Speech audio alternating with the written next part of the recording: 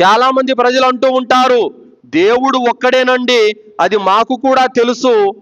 అయితే ఆ దేవుణ్ణి మనం ఎలాగూ చూడలేం కాబట్టి ఓ విగ్రహం రూపంలోను, ఓ చిత్రపటం రూపంలోను, ఓ సమాధి రూపంలో మేము ఆరాధిస్తున్నాము అని అంటూ ఉంటారు. కానీ దైవ ప్రవక్త యూనుస్ అలైహిస్సలాం వారు ఎక్కడ ఉన్నారు? చేప గర్భంలో ఉన్నారు. 3 చీకట్లు. పడవ ప్రమాదం జరిగింది రాత్రిపూట, మరియు సముద్రం లోతులో చీకటి, మరియు చేప కడుపు చీకటి. 3 చీకట్లలో నుండి అల్లాహ్ను వేడుకున్నాడు. ఏ విగ్రహం దగ్గర ఆయన సాష్టాంగ ప్రణామం చేయలేదు, ఏ ప్రతిమ దగ్గర ఆయన దండం పెట్టలేదు, ఏ సమాధి వద్ద ఆయన దువా చేయలేదు. సముద్ర గర్భంలో కటిక చీకటిలో నుండి అల్లాహ్ను వేడుకున్నాడు. 7 ఆకాశాల పైన ఉన్న అల్లాహ్ యూనుస్ అలైహిస్సలాం వారి యొక్క దువాను కబూల్ చేశాడు. అల్హమ్దులిల్లా. సో కాబట్టి మనము దైవాన్ని ఆరాధించాలంటే ఏ ప్రతిమ అవసరం లేదు, ఏ విగ్రహం అవసరం లేదు, ఏ సమాధి అవసరం లేదు. నేరుగా సృష్టికర్తను వేడుకోవచ్చు. అలాగే సోదరులారా, ప్రజల్లో మరికొంతమంది ఉన్నారు, దువాలు కుబుల్ కావాలంటే ఔలియా సమాధి దగ్గరికి వెళ్ళి దువా చేయాలి, ఫలానా దర్గా వద్దకు వెళ్ళి దువా చేస్తే కుబుల్ అవుతుంది, ఫలానా చోటుకి వెళ్ళి దువా చేస్తే కుబుల్ అవుతుంది అని అంటూ ఉంటారు. మరి యూనుస్ అలైహిస్సలాం వారు ఏ ఔలియా దగ్గరికి వెళ్ళారు? అల్లాహ్ ఆదం అలైహిస్సలాం వారిని వసీలాగా వేడుకుంటున్నాను అని అనలేదు ఆయన. అల్లాహ్ ఇబ్రాహీం అలైహిస్సలాం వారిని ఔలియా కాబట్టి ఆయన పేరుతో నేను వసీలా వేడుకుంటున్నాను అని అనలేదు ఆయన. నేరుగా అల్లా ఇలాహ ఇల్లా అంత సుబ్హానక్, అల్లా నువ్వు తప్ప మరొక దేవుడు లేనే లేడు అని యూనుస్ అలైహిస్సలాం వారు వేడుకున్నారు తప్ప ఏ ఔలియా పేరుతోనో, ఏ దర్గా పేరుతోనో, ఏ సమాధి పేరుతోనో ఆయన వేడుకోలేదు. దీన్ని బట్టి అర్థమేమవుతుంది? మీరు మీ ఇంట్లో ఉన్నా, మీరు మస్జిద్లో ఉన్నా, మీరు బజార్లో ఉన్నా, మీరు పొలం దగ్గర ఉన్నా, మీరు అడవిలో ఉన్నా, అల్లాహ్ను మీరు నేరుగా వేడుకోవచ్చే తప్ప ఏ దర్గాకు, ఏ సమాధి వద్దకు వెళ్ళి అడగాల్సిన అవసరం లేదు. ఎక్కడ ఉన్నా అల్లాహ్ సుబ్హానహు తఆలా మీ దువాను వింటాడు. ఎక్కడ ఉన్నా, మీరు ఏ స్థితిలో ఉన్నా సరే అల్లాహ్ సుబ్హానహు తఆలా మీ బాధను, మీ మొరను వింటాడు, మీరు చేసే దువా నిజమైనదైతే గనక. కావున యూనుస్ అలైహిస్సలాం వారు చేప గర్భంలో చిక్కుకున్నట్టు ఏ నరుడికి తెలియదు భూమి మీద, ఒక్క అల్లాహ్కు తప్ప. అల్లాహ్ సుబ్హానహు తఆలా భూమండల మీద, సముద్రంలో, సముద్ర గర్భంలో, చేప గర్భంలో తన దాసుడు యూనుస్ అలైహిస్సలాం వారు చిక్కుకున్నట్టు అల్లాహ్కు తెలుసు.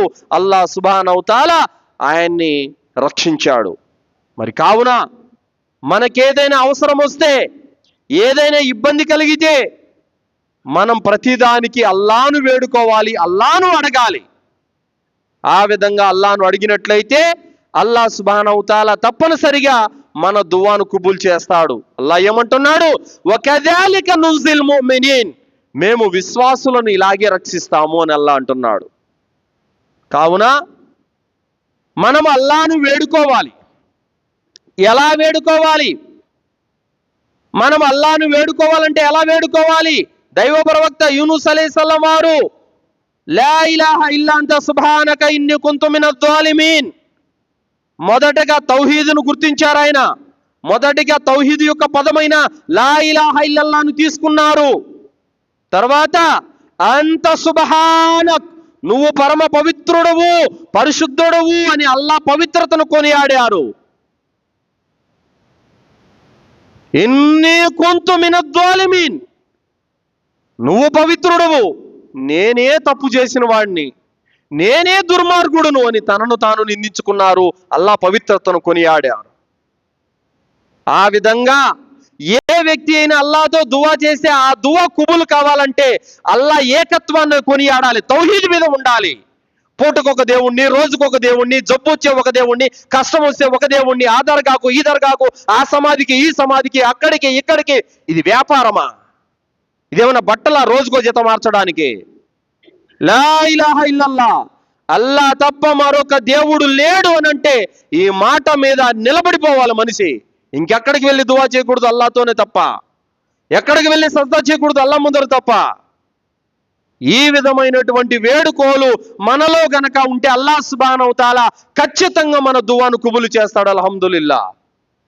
సో కావున అల్లాహ్ సుబ్హానహు తఆలా తన దాసుల మొరలను వింటాడు, ఆలకిస్తాడు. వకదాలిక నుజిల్ ముమినీన్, మేము విశ్వాసులను రక్షిస్తామని అల్లాహ్ సుబ్హానహు వ తఆలా చెప్పాడు.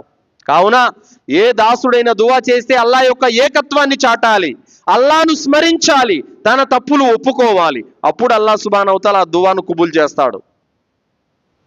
తర్వాత యూనుస్ అలైహిస్సలాం వారు చేప గర్భంలో అల్లాహ్ సుబ్హానహు వ తఆలా బంధించేశారు. దీన్ని బట్టి దేవుని యొక్క శక్తి సామర్థ్యాలను గుర్తించాలి.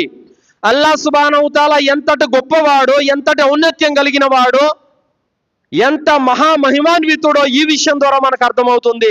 అల్లాహ్ సుబ్హానహు వ తఆలా తలుచుకుంటే గనక ఏ వ్యక్తిని ఏ విధంగానైనా సరే బ్రతికించగలడు, ఏ విధంగానైనా సరే మరణాన్ని ఇవ్వగలుగుతాడు. ఏమండి, మీరు నీళ్ళల్లో 5 నిమిషాలు మీరు ఉండగలుగుతారా? ప్రాణంతో ఉండలేరు. అలాంటిది అల్లాహ్ సుబ్హానహు వ తఆలా సముద్ర గర్భంలో కటిక చీకట్లలో యూనుస్ అలైహిస్సలాం వారిని చేప గర్భంలో బ్రతికి ఉండేలా చేశాడనంటే అల్లాహ్ యొక్క గొప్పతనం ఏ పాటిది. దాని తర్వాత అల్లాహ్ సుబ్హానహు వ తఆలా యొక్క మాటను మానవులే కాదు, దైవదూతలే కాదు, జిన్నాతులే కాదు, సకల జీవరాశులు కూడా అల్లాహ్ ముందు తల వంచుతాయి.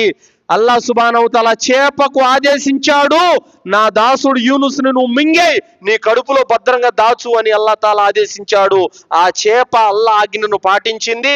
అల్లాహ్ సుబ్హానహు వ తఆలా యూనుస్ను కక్కేమని చెప్పగానే యూనుస్ అలైహిస్సలాంని సేఫ్గా గడ్డ మీద దించేసింది. చేప అల్లాహ్ యొక్క ఆజ్ఞను వినింది, అల్లాహ్ మాట వినింది. దీన్ని బట్టి మనకేమర్థమవుతుంది? ఈ సృష్టిలో జీవమైనవి కానీ నిర్జీవమైనవి కానీ అన్ని అల్లాహ్ దాసులే. చేపలు కూడా అల్లాహ్ యొక్క దాసులే. తర్వాత మరొక గుణపాఠం ఏమిటి? ఈ భూమండలం మీద సకల జీవరాశులన్నీ కూడా అల్లాహ్ను స్మరిస్తున్నాయి. యూనుస్ అలైహిస్సలాం వారు చేప గర్భంలో, ఆ సముద్ర గర్భంలో జీవరాశులన్నీ అల్లాహ్ను స్మరించడం యూనుస్ అలైహిస్సలాం వారు విన్నారు. యూనుస్ అలైహిస్సలాం వారు విన్నారు. జీవరాశులు, సముద్ర గర్భంలో ఎన్ని జీవరాశులు, చేపలు, రొయ్యలు, తిమింగలాలు, పెద్ద పెద్ద బ్లూ వేల్స్ అన్నీ కూడా మొత్తం ఎన్నో లక్షల జీవరాశులన్నీ అల్లాహ్ను స్మరిస్తున్నాయి. ఆ నామ స్మరణ యూనుస్ అలైహిస్సలాం వారు విన్నారు. తర్వాత అల్లాహ్ సుబ్హానహు వ తఆలా యూనుస్ అలైహిస్సలాం వారిని బయటపడమేయగానే యూనుస్ అలైహిస్సలాం వారు జబ్బు బారిన పడ్డారు. అక్కడ ఒక తీగల చెట్టును అల్లాహ్ తాలా మొలిపించాడు. దీన్ని బట్టి మనకు అర్థమేమవుతుంది? జబ్బులు ఇచ్చేది అల్లాయే, దాన్ని పోగొట్టేది కూడా అల్లాయే.